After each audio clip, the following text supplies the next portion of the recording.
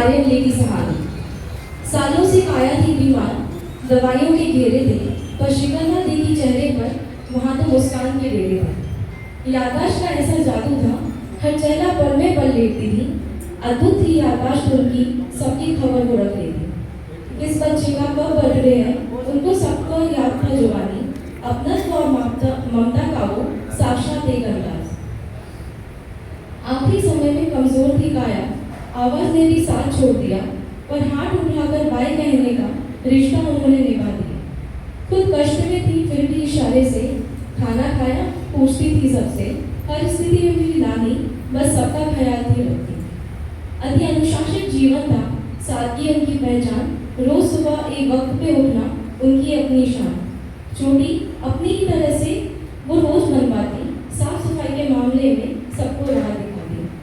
मुझे सिखाया अपने हाथों से कैसे आटा गूंथते हैं, उनके हाथ की सब्जी का स्वाद कहाँ मिल पाते। कपड़ों को बस छूकर ही वो दाम और क्वालिटी बताती, 200 का 500 कहते ही वो मंद मंद मुस्कुराती। अटूट भरोसा था ईश्वर पर, सच्चा उनका समय, भजन की बुलंद आवाज में दिखता उनका दृढ़ व्यक्ति। उनकी ही देन है जो आज पूरे परिवार ने सोलह पाया। नाना जी का प्रेम भी ऐसा जैसे कोई फिल्मी अफसाना हो, फूलों की तरह संभाल के रखा जैसे कोई खजाना हो। रोज भक्ति के गीत गाना और वो तीर्थों की यात्राएं नाना जी ने हर सांस में थी बस नानी के लिए दुआएं। मामा मामी की तो पूरी दुनिया नानी के आंचल में सिमटी थी। दिन रात की ऐसी सेवा दे श्रवण कुमार की मूर्त दिखती। तो नानी ने भी गर्व से कहा, ऐसे बेटा बहू किस्मत से मिलते हैं, जहाँ ऐसा निस्वार्थ प्रेम हो वहाँ श्रद्धा की गुलशन दिखते हैं। कुछ दिन पहले उन्होंने इच्छा जताई थी मोती विराजमान करवानी है। कंठ में कष्ट था, आवाज भी साथ नहीं देती थी, फिर भी पूरे उत्साह से उन्होंने अपनी बात सबको बताई थी।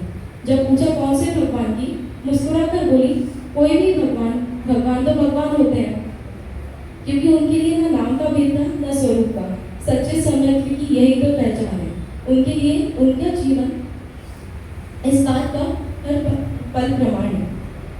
हम जब भी आते मिलने वो टूट के ममता बरसाती थी, और वक्त जब आता जाने का तो बच्चे की तरह रो जाती थी। शिकायत की कभी किसी से न की, हर हाल में जीना जानती थी। मजे में हूँ कहकर वो आखिरी वक्त भी हंसती थी। जीवन पर मुंह लुटाने वाली नानी अंत में पूरी निर्मोही हो गई।